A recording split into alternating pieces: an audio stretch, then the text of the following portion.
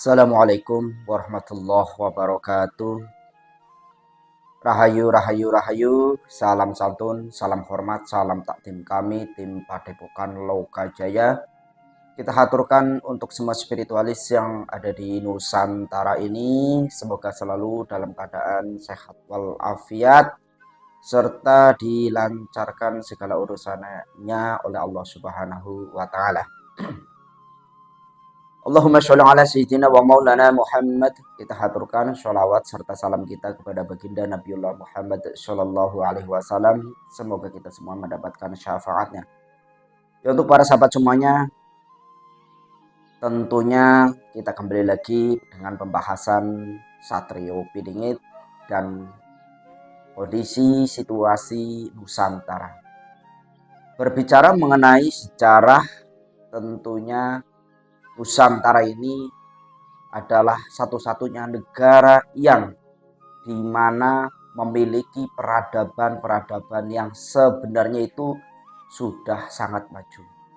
Ya, bagaimana nih Indonesia ini Nusantara ini bisa mendirikan candi-candi sebagaimana Candi Borobudur, candi yang ada di Dieng, Candi Prambanan, dan masih banyak sejarah-sejarah yang kita saksikan dan tinggalan sejarah yang masih kita bisa nikmati.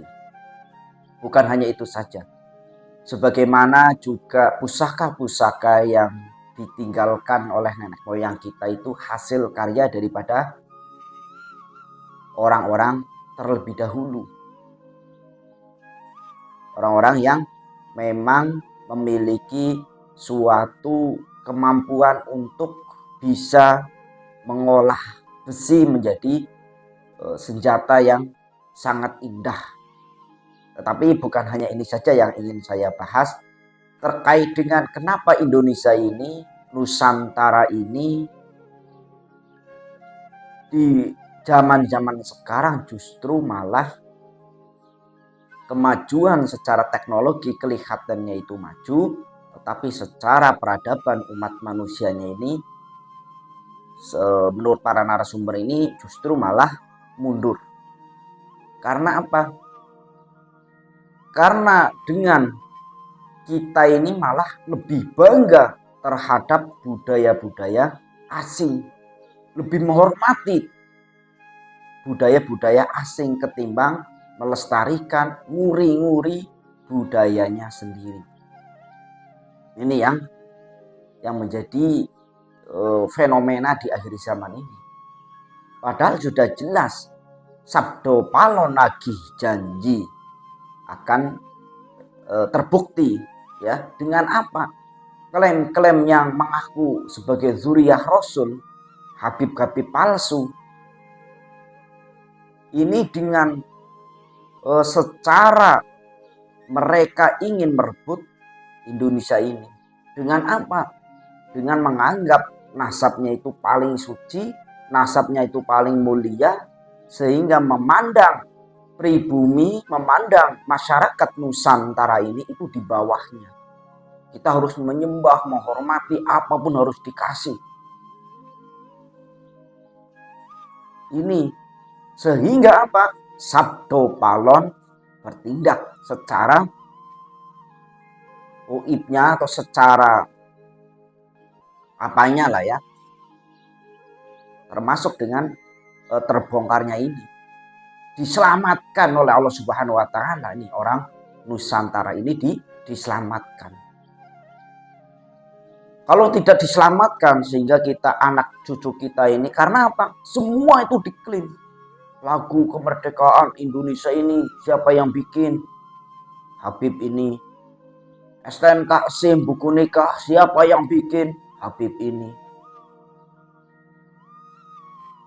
Orang Nusantara ini sebelum mereka datang udah mendirikan kerajaan Majapahit, Singosari, kerajaan Pengging, kerajaan besar termasuk Pasundan, ya, kerajaan yang dipimpin oleh Prabu Siliwangi, Pajajaran itu, kerajaan Mataram Islam, dan masih banyak kerajaan-kerajaan yang ada di Nusantara.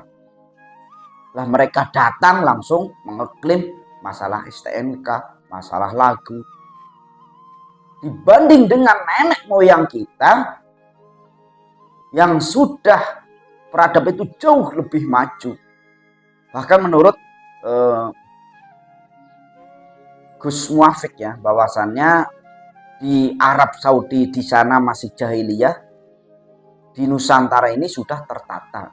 Sudah ada namanya kerajaan Majapahit, kerajaan-kerajaan besar Singosari.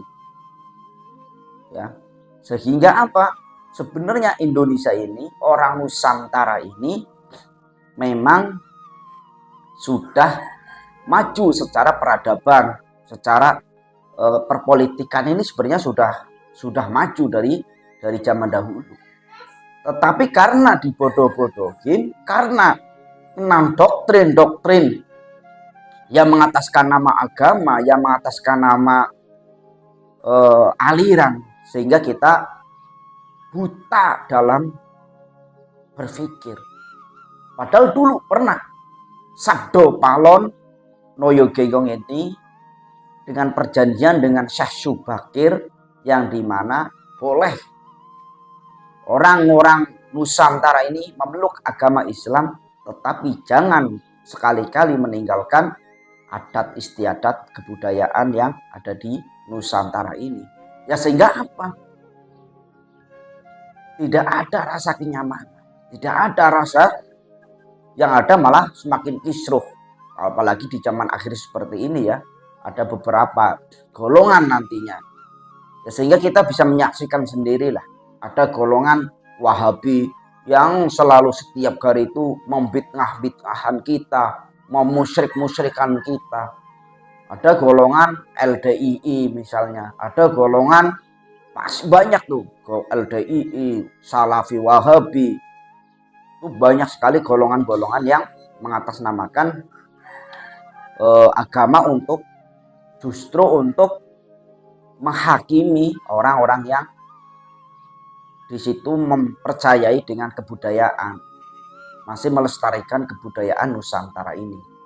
Nah, sehingga apa? Dengan perjanjian antara Syekh Subakir dengan Sabdo Palonoyo Genggong terkait dengan Nusantara ini, yaitu bahwasanya kalau sudah orang Nusantara ini meninggalkan jati diri Nusantara, ya tunggu apa yang dilakukan.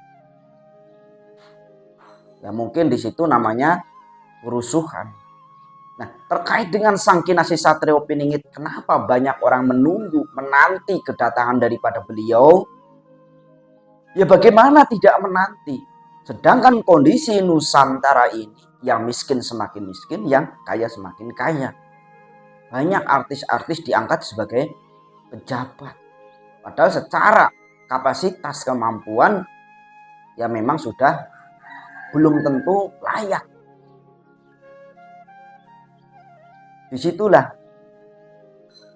untuk Satrio Piningit ini ditugaskan Allah Subhanahu wa Ta'ala ke Nusantara ini khususnya, ya memang untuk memakmurkan, memberikan suatu keadilan, mensejahterakan orang yang selama ini itu belum merasakan keadilan sosial bagi seluruh rakyat Indonesia.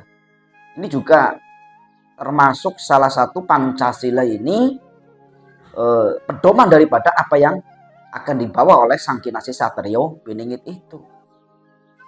Jadi sejarah-sejarah ini jangan sampai kita lupakan. Yang punya keris, punya pusaka, punya benda-benda sejarah kebudayaan Nusantara itu jangan dibuang-buangin. Bukan berarti kita menyembah keris nih, pemahaman itu pemahaman yang dangkal. Itu doktrin. Supaya apa? Begitu Nusantara ini sudah dikuasai dengan orang-orang yang mabuk agama, dengan sangat mudahnya Nusantara ini akan dihancurkan, akan dilululantahkan baik secara politiknya maupun secara agamanya.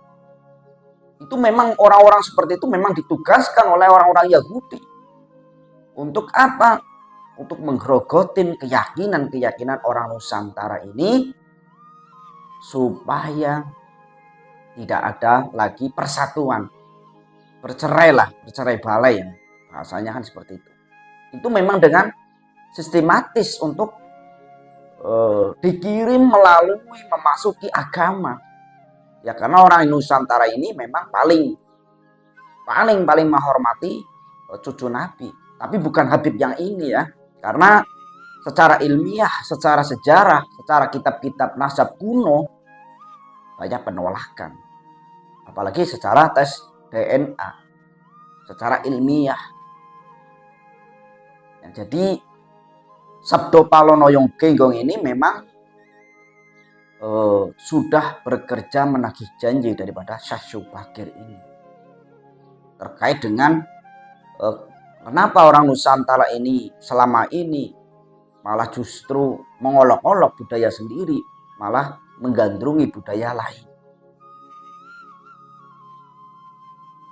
Budi Prakerti, ajaran budi. Ya, kalau di Mekah ya bahasa Arabnya ajaran akhlak. Ajaran budi di Nusantara ini juga sudah mulai menghilang. Yang ada apa? Yang ada hanya nyinyir, memfitnah, mencela, memaki, apalagi dengan orang-orang yang di situ mempunyai kapasitas, mempunyai keilmuan. Ya, rata-rata ya dinyinyirin, dicela. Nah itu ajaran budi mana? Padahal mengatasnamakan spiritual. Katanya spiritual. Tetapi kebijakan dalam segi pemikiran itu ya masih belum bisa dikatakan spiritual sejati. Nah mari kita kembalikan lagi. Sejarah-sejarah Nusantara jaga.